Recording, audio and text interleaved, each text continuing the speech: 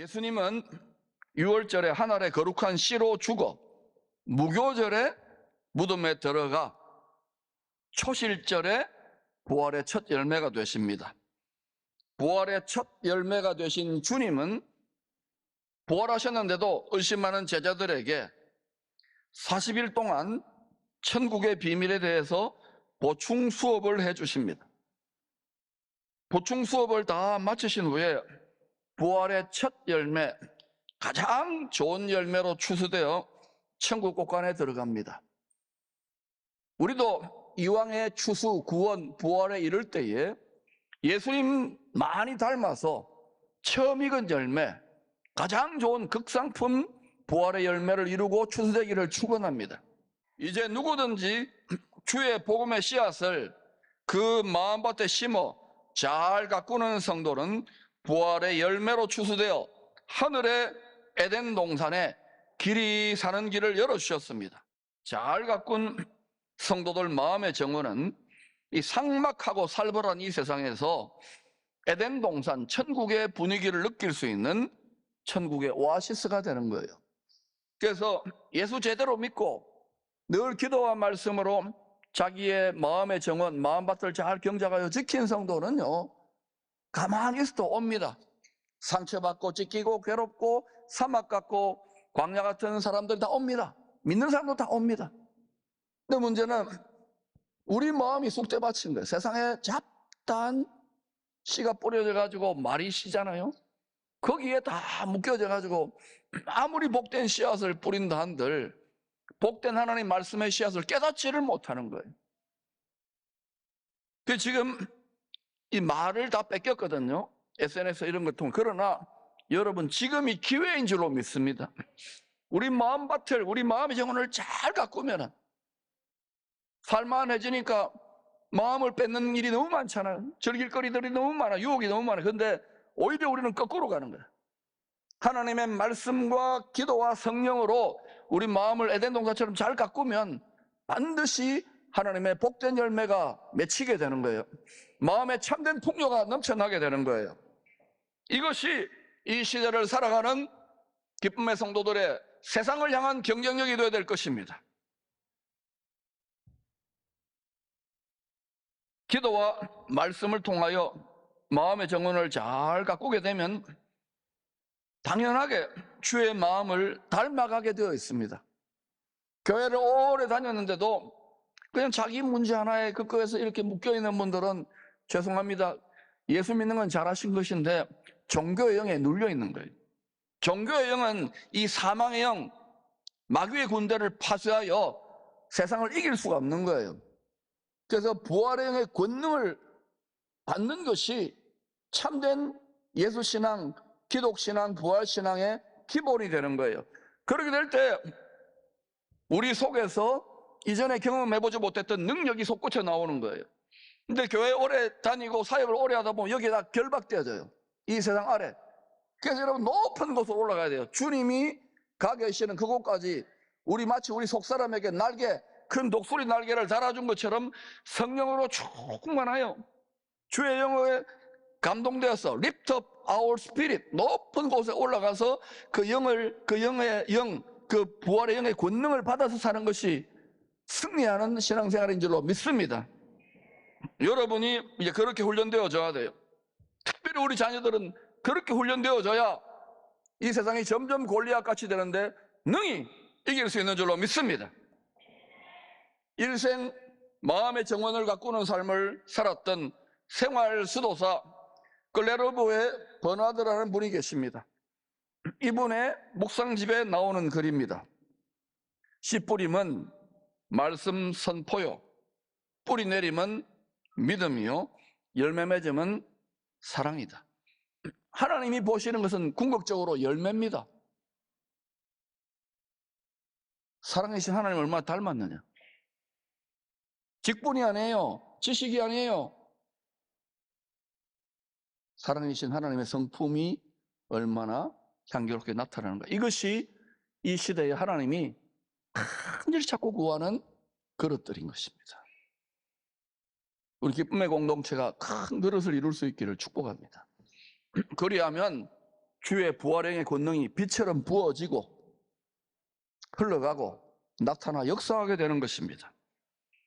유월절과 무교절에 하늘의 밀로 땅에 떨어져 죽으신 주님은 초실절 새벽에 부활의 첫 열매로 나타나셨습니다. 부활하신 주님의 최초의 목격자는 7 귀신 들려 고통하다가 주의 은혜로 구원받은 막달라 마리아였습니다. 주님이 죽자 다 낙심하여 숨었습니다. 죽기까지 따르겠다는 제자들도 다 도망갔어요. 오직 은혜를 막달라 마리아 집사님만 장례라도 치러드리고자 무덤으로 달려간 거예요. 얼마나 간절하냐. 내가 죽을지언정 하고 따라가는 간절함이 있는 자, 죽기까지 주님을 찾고 구하는 자에게 다 모든 것이 끝장났고 다 시험에 들었는데 그때 오직 주님만이 할 수 있는 부활의 권능이 나타나는 거예요. 시험 당할 점에 피할 길을 열어주시는 거예요. 이 시대가 그런 것이 필요하지 않습니까? 그리스도의 스피릿은 사망을 이긴, 죄와 사망 권세를 박차고 이기신 부활의 권능인 줄로 믿습니다. 이 권능을 힘입어 주의 마음을 받아 주의 말로 선포하면 주님이 이 민족 가운데 이루십니다. 여러분이 시대에 이 세상의 정신에게 굴복하지 않는 남은 자들이 되어야 돼요. 6월절 희생양으로 죽으신 주님의 장례, 이 장례만으로 치르려고 막달라 마리아는 주의 시신을 수습하기 위해서 무덤으로 달려갔던 것입니다. 그런데 여러분, 주님의 장례는 희한하게도요, 주님이 죽기 전에, 지금부터 한 5, 6일 전에 베다니 잔치집에서 죽었다가 다시 살아난 나사로의 누이 마리아가 향료값을 깨뜨려가지고 3천만 원, 4천만 원짜리 되는 결혼하려고 준비한 호수품입니다. 그걸 깨가지고 주의 발에 붓는 거예요. 그리고 자기의 머리를 풀어서 그걸 닦아줬어요. 왜? 마르다는 몰라요. 여러 가지 봉사하지만 마리아는 주님 발 앞에, 주님 보좌 앞에서 주님의 마음, 주님이 죽기까지 원수된 죄인들을 사랑했다는 이 마음의 비밀을 알았기 때문에 다 그냥 잔치나 즐기고 일에 분주한데 오직 그 한 사람 마리아만이 향료값을 깨뜨려 부은 거예요. 그때 어때요? 사단의 영이 역사하기 시작했던 가룟 유다는 그것을 허비하였다. 종교의 스피릿이 아닙니다. 십자가를 질 때, 기꺼이 내 몫인 십자가를 질 때 사망을 이기고 마귀를 이긴 십자가의 지혜와 권능이 나타나는 거예요. 십자가가 세상 사람들에게는 미련해 보이고 십자가가 세상 사람들에게 어리석어 보이지만 약해 보이지만 그것을 달게 질 때 이 세상의 스피릿을 이기는 그리스도의 스피릿, 부활의 권능이 덧입혀지는 거예요. 이 비밀을 어린 시절부터 여러분은 터득할 수 있기를 축원합니다. 주님의 장례는 이제 필요 없어요. 부활하셨기 때문에. 막달라 마리아는 주의 시신이 있던 동굴 무덤에서 흰옷 입은 2 천사만 보았습니다. 천사들하고 대화를 하는데도 놀라지도 않아요. 왜? 너무나도 주의 시신이 사라진 그 큰 슬픔이 짓눌렀기 때문에. 근데 뒤에 인기척이 나서 돌아보니까 부활하신 주님이 서 계셨어요. 그런데도 주님인 줄 몰랐어요. 부활하시기 전에 주님의 모습과 뭔가 달랐던 거예요. 그래서 주님을 동산지기, 정원사인 줄 알았습니다. 같이 읽어볼까요? 시작. 예수께서 이르시되 여자여 어찌하며 울며 누구를 찾느냐 하시니 마리아는 그가 동산지기인 줄 알고 이르되 주여 당신이 옮겼거든 어디 두었는지 내게 이르소서 그리하면 내가 가져가리이다. 동산지기이지만 사실은 에덴 동산지기를 말하는 거예요. 가드너, 정원사예요. 정원사. 부활하신 주님이 정원사로 나타나셔서 이 시대 예수를 믿는 저와 여러분에게 이런 말씀을 하고 계시지는 않는지요? 누구든지 이 여인처럼 목마른 사슴처럼 나를 간절히 찾고 찾는 자에게는 내가 그들 마음에 들어가 그들의 마음의 정원사가 되어 에덴 동산처럼 마음을 가꾸어 줄 것이다. 우리 안에 사망의 쓴뿌리가 얼마나 많이 돋아 있습니까? 예수 믿어도 한꺼번에 되지 않잖아요. 미움과 시기와 증오와 다툼과 음란과 교만과 어둠과 우울과 자기 명예와 고집과 이게 우리 속 가득하잖아요. 우리는 또 몇 대째 지금 오랜 세월 수천 년 동안 예수 없이 살아왔는데 이게 어떻게 하루아침에 됩니까? 저도 당대인데 요만큼 지금 밭을 기경한 거예요. 다 이 과정을 경험하는 거예요. 주님의 좋은 마음밭을 닮아가고 있는 과정인 거예요. 그런데도 여러분 주일에 한번 와가지고 잠시 말씀 듣고 가서 세상의 말들이 여러분 폭포처럼 쏟아지는데 그 말들 속에 마음을 지키지 못한다면 계속 여러분 대단히 불만족할 겁니다. 사망의 스피릿을 이기기 힘들 거예요. 왜냐? 내 마음에 주의 말씀을 깨달아서 성령의 생명수가 솟구쳐 나오지를 않는 걸요.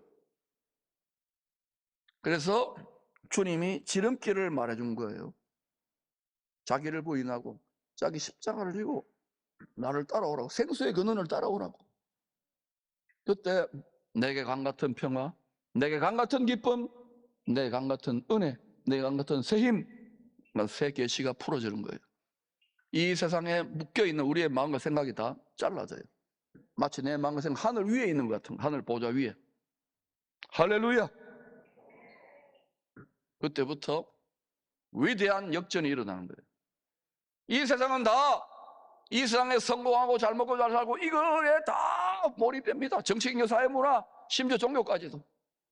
그것을 이기는 가장 높은 위로부터 부어주시는 보혈의 권능을 입을 때 그때 이 감격에 사로잡히고 이 감격이 솟구쳐서 이걸 지속하여 흘려보낼 때에 가는 곳마다 생명을 살리는 부활의 권능이 솟구쳐 흐르는 거예요.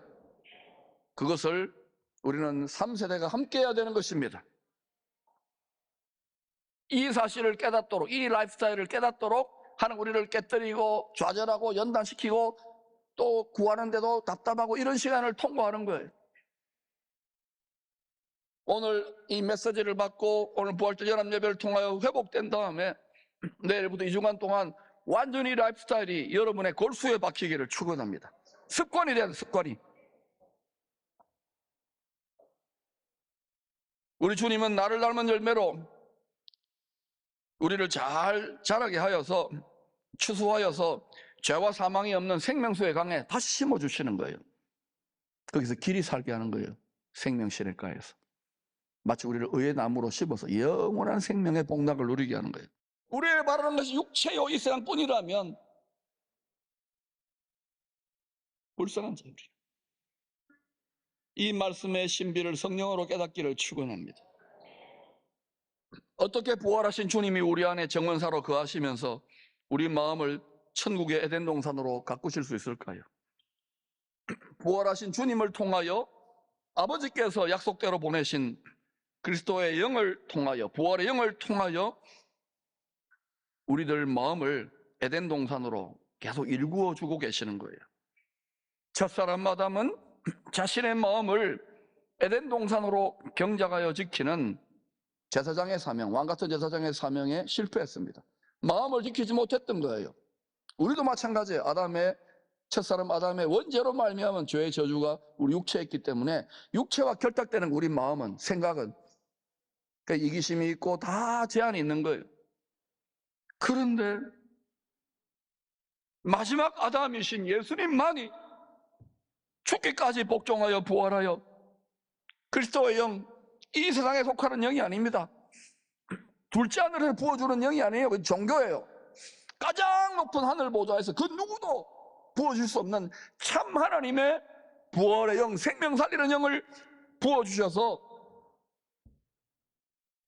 그 그리스도의 영을 통하여 우리 마음을 하나님의 말씀과 기도로 에덴 동산으로 천국의 정원으로, 왕의 정원으로 쉬지 않고 부지런히 가꾸고 계시는 거예요. 여기에 협조하시기를 축원합니다.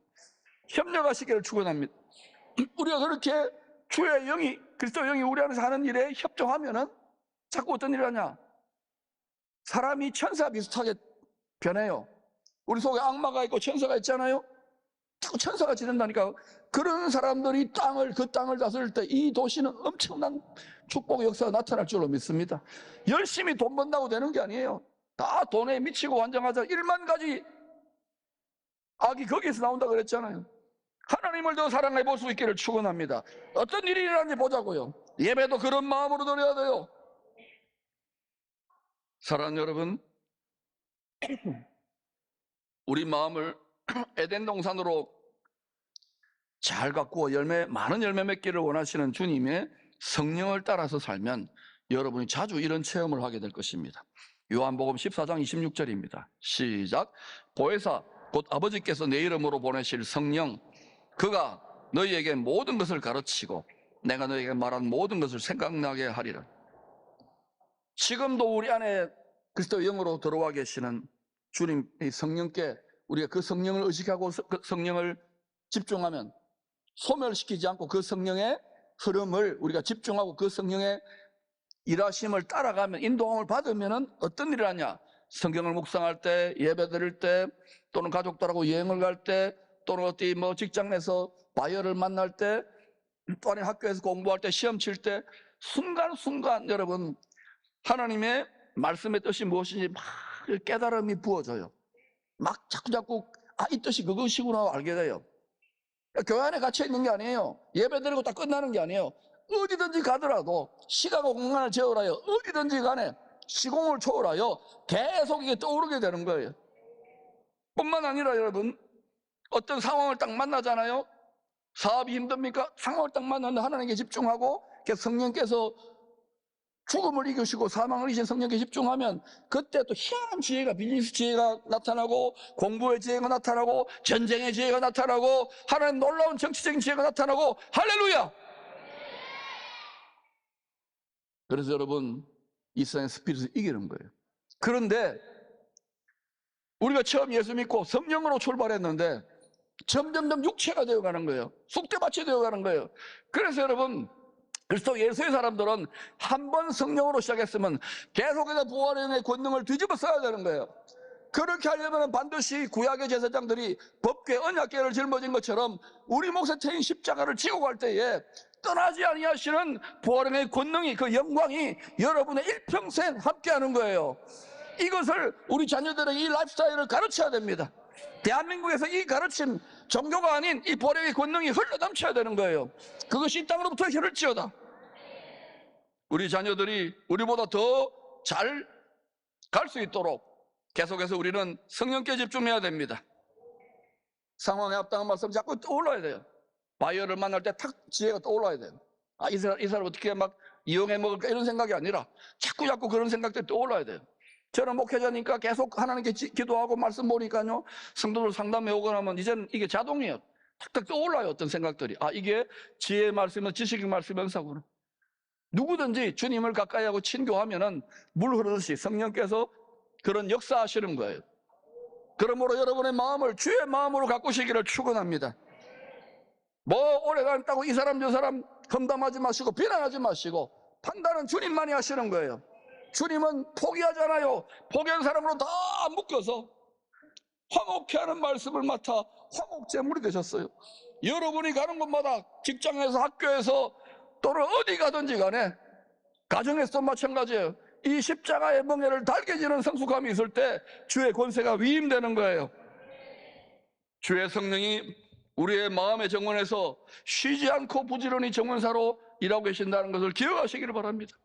진실로 주의 영을 따라 말씀으로 우리 마음이 제대로 경작되고 열매를 맺으면 30배, 60배, 100배의 결실을 맺게 돼 있어요. 순간순간 말씀의 계시가 깨달아지기 때문에 내 마음에 빼앗기지 않는 풍요와 빼앗기지 않는 기쁨과 빼앗기지 않는 감사가 넘쳐 흐르는 거예요. 이것을 통하여서 하지 말라고 하더라도 예수 십자가의 복음을 자랑하게 되었어요. 어떤 반대나 어떤 어려움이, 어떤 두려움도 이기고 자랑하게 되어 있는 거예요. 이 스피릿이 회복될 때 하나님은 이 한국교회를 다시금 열방 가운데 높이실 줄로 믿습니다. 그때에 대한민국도 통일 대한민국도 거룩한 나라로 하나님께서 축복하실 줄로 믿습니다.